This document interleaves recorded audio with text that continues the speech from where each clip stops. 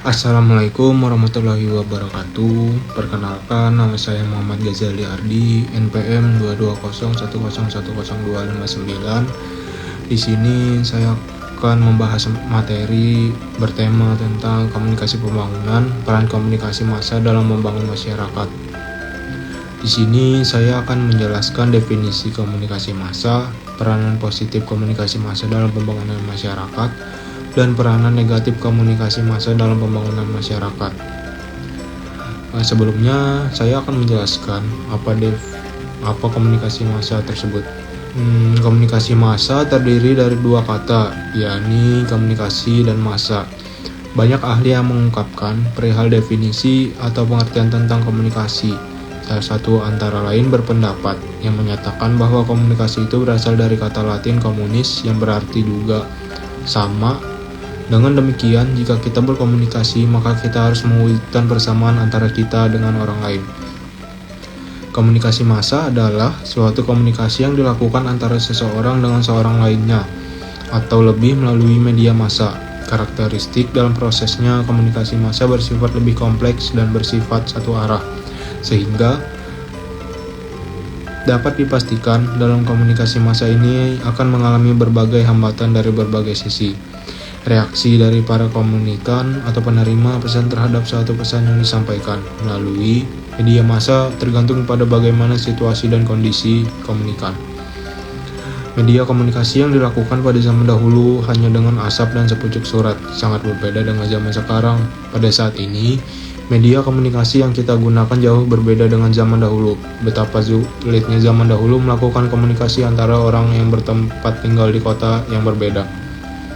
Maka dari itu, pada saat manusia telah membuat banyak sekali media komunikasi untuk mempermudah proses komunikasi tersebut, sehingga untuk saat ini tidak memiliki kesulitan yang signifikan jika akan melakukan kegiatan komunikasi. Media massa memiliki berbagai fungsi sosial dalam masyarakat yang penting untuk mendukung pembangunan. Yang pertama, fungsi informasi. Terus yang kedua ada fungsi edukasi. Yang ketiga ada fungsi hiburan. Dan yang keempat, fungsi kontrol sosial. Dengan memiliki fungsi-fungsi sosial tersebut, media massa dapat memberikan kontribusi yang signifikan dalam mendukung proses pembangunan masyarakat melalui penyediaan informasi yang akurat, edukasi yang bermanfaat, hiburan yang sehat, dan fungsi kontrol sosial. Media massa dapat menjadi mitra yang efektif dalam mempercepat dan memperkuat pembangunan masyarakat secara keseluruhan. Terus ada beberapa peranan positif komunikasi massa dalam pembangunan masyarakat. Yang pertama, sebagai menyebarkan informasi. Media massa mempermudah penyebaran informasi yang akurat dan cepat kepada masyarakat, sehingga mereka dapat lebih memahami isu-isu pembangunan yang sedang berlangsung. Yang kedua, meningkatkan kesadaran dan partisipasi. Dengan menyebarkan informasi tentang program-program pembangunan, media massa dapat meningkatkan kesadaran masyarakat dan mendorong partisipasi aktif mereka dalam proses pembangunan. Yang ketiga, mengubah sikap dan perilaku. Media massa dapat membujuk masyarakat untuk mengadopsi nilai-nilai sikap dan perilaku yang mendukung modernisasi dan pembangunan. Yang keempat, pendidikan dan keterampilan. Media massa berperan dalam mengajarkan keterampilan baru dan memberikan pendidikan kepada masyarakat, yang penting untuk peningkatan kualitas hidup dan pembangunan ekonomi. Yang kelima, menyebarkan budaya dan nilai. Media massa membantu dalam penyebaran budaya dan nilai yang dapat memperkuat identitas nasional dan mempromosikan keharmonisan sosial. Terus ada juga peranan negatif komunikasi massa dalam pembangunan masyarakat. Yang pertama, peranan negatif komunikasi massa dalam pembangunan masyarakat. Komunikasi massa dengan jangkauannya yang luas dan pengaruhnya yang kuat tidak hanya membawa dampak positif, tetapi juga membawa sisi negatif yang dapat menghambat proses pembangunan masyarakat.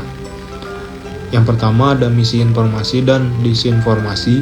Penyebaran informasi yang tidak akurat dapat membingungkan masyarakat dan menyebabkan keputusan yang salah.